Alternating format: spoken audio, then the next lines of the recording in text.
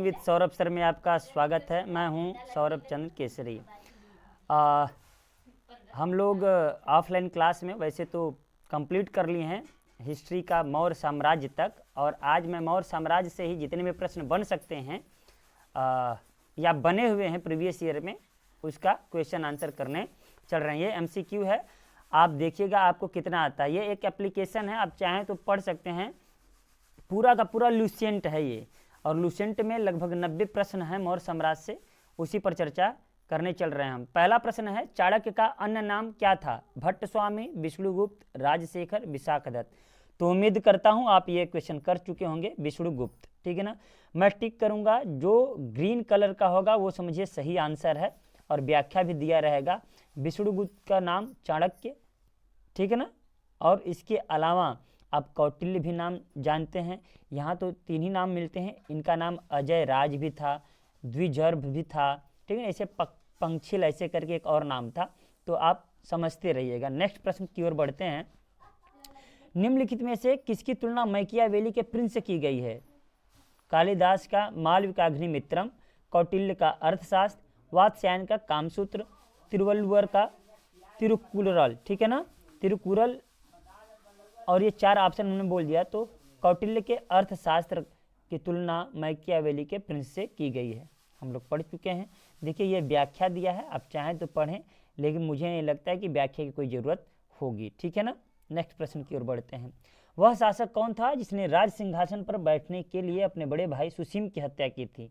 तो निश्चित रूप से सबको पता है, अशोक ने की थी। तो चारों ऑप्शन पढ़ने से बेहतर है कि सीधे आंसर करते चलेंगे, ताकि जल्दी हो जाएगा। देखिए अशोक। नेक्स्ट प्रश्न की ओर बढ़ते हैं। देखिए इतिहास में तो ऐसा भी मिलता है दीपवंश महावंश में कि अशोक ने गद्दी पर बैठने से पहले अपने 99 भाइयों को मारा था। 99 भाइयों को मार करके गद्दी पर बैठा था। लेकिन यह कितना सत्य है, कुछ इतिहासकार इसको सत्य नहीं मानते हैं, ठीक है। तो नेक्स्ट प्रश्न की ओर बढ़ते हैं। निम्नलिखित में से सम्राट अशोक की वह पत्नी कौन थी जिसने उसको प्रभावित किया? तो निश्चित रूप से आपको पता ही होगा, कारुबाकी, क्योंकि रानी का अभिलेख जो कौशाम्बी अभिलेख है उसी में कारुबाकी और इसके पुत्र तीवर के बारे में पता चलता है। अब देखिए यहाँ पर क्या है, व्याख्या किया है कि कहा जाता है कि रानी कारुबाकी एक मछुआरन थी जो बाद में सम्राट अशोक की पत्नी बनी। उन्होंने बौद्ध धर्म को अपनाया तथा अशोक की दूसरी पत्नी बनी। अशोक के लघु शिलालेख में एक रानी शिलालेख से वह अमर हो गई। इस शिलालेख के अनुसार अशोक की दूसरी पत्नी तथा तिवला की माँ थी। तो कारुबाकी तीवर की माँ थी, ठीक है ना। और दूसरी पत्नी ये थी, तो पहली पत्नी कौन थी? तो पहली पत्नी देवी थी, जिनको महादेवी के नाम से भी जाना जाता है। आपको पता ही होगा, उन्हीं देवी के पुत्र महेंद्र और पुत्री संघमित्रा थी, ठीक है ना। इनकी और पत्नियों का नाम का उल्लेख मिलता है असंघमित्रा करके, ठीक है ना। चलिए नेक्स्ट बढ़ते हैं, हम लोग एमसीक्यू कर रहे हैं। अशोक ने अपने सभी अभिलेखों में एक रूपता किस भाषा मतलब किस प्राकृत का प्रयोग किया है? तो मागधी का प्रयोग किया है, ठीक है ना। याद रखिएगा, लिपि में ब्रह्मी लिपि है, खरोष्ठी लिपि है, अरेमाइक लिपि भी प्रयोग किए हैं। आप बुक उठाइए, पढ़िए, या मेरे क्लास में जो स्टूडेंट पढ़े हैं उनको तो मज़ा आ रहा होगा। नेक्स्ट बढ़ते हैं। बिंदुसार ने विद्रोहियों को कुचलने के लिए अशोक को कहाँ भेजा था? तो तक्षशिला में भेजा था, ठीक है ना।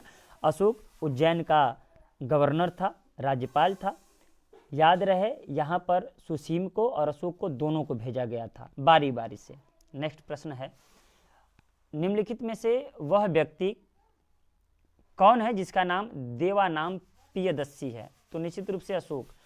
एक याद रखिएगा, अशोक के अलावा अशोक का पौत्र था दशरथ। दशरथ ने भी देवानाम पियदस्सी का उपाधि धारण किया था, वैसे उसका नाम मिलता है देवानाम अप्पी, ठीक है। निम्नलिखित में से प्राचीनतम राजवंश कौन सा है? तो मौर्य वंश, गुप्त वंश, कुषाण और कण्व। तो सबसे पहले इसमें इस विकल्प के अनुसार तो मौर्य वंश है। अदरवाइज अगर प्राचीनतम राजवंश की बात करें तो हर्यक वंश है। आपको मैंने एक ट्रिक भी बताया था, हसीन मासुक। ह से हर्यकवत, सी से शिशुनागवंश, न से नंदवंश, माँ से मौर्य वंश, हसीन मासुक शुंग वंश, फिर कण्व वंश, ठीक है ना।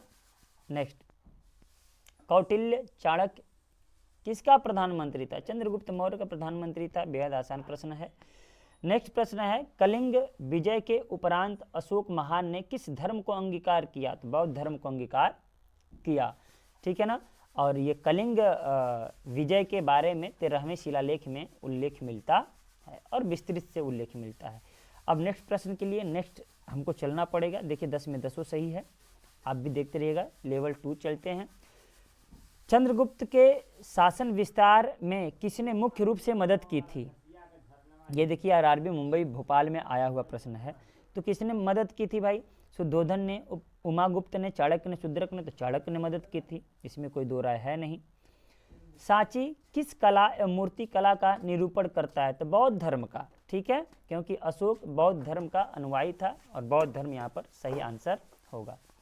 नेक्स्ट प्रश्न है, प्राचीन भारत का वह प्रसिद्ध शासक जिसने अपने जीवन के अंतिम दिनों में जैन धर्म को अपनाया था?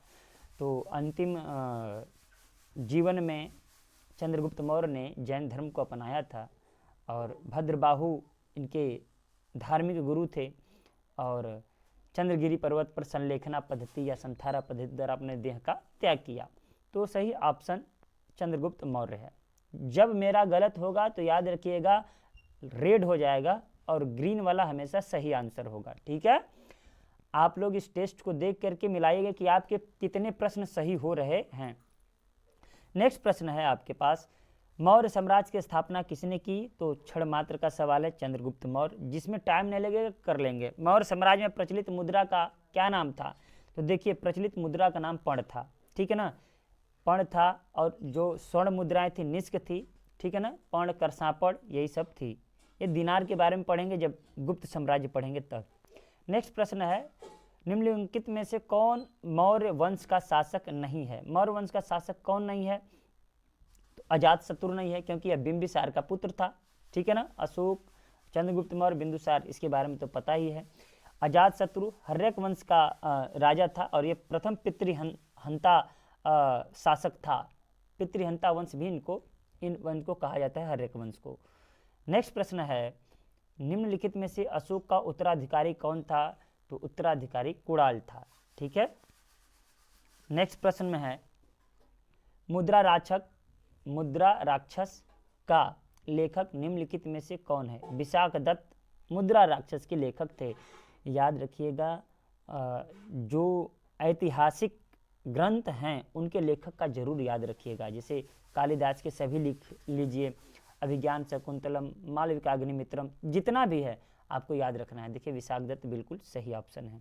नेक्स्ट प्रश्न है, विशाख दत्त के प्राचीन भारतीय नाटक मुद्रा राक्षस का विषय वस्तु क्या था? तो जो मुद्रा राक्षस है निश्चित रूप से यह मौर्य साम्राज्य के बारे में बताता है। तो हम लोग देख लेते हैं, चंद्रगुप्त मौर्य के समय राज दरबारी के दुर्भिसंधियों के बारे में है। निश्चित रूप से यही ऑप्शन सही होगा। देखिए आज 20 क्वेश्चन करते हैं और इसके 90 क्वेश्चन को हम लोग 3 दिन में कर लेंगे। आज 20 करते हैं, कल 30 कर लेंगे, परसों दिन 40 कर लेंगे, तो 90 हो जाएगा।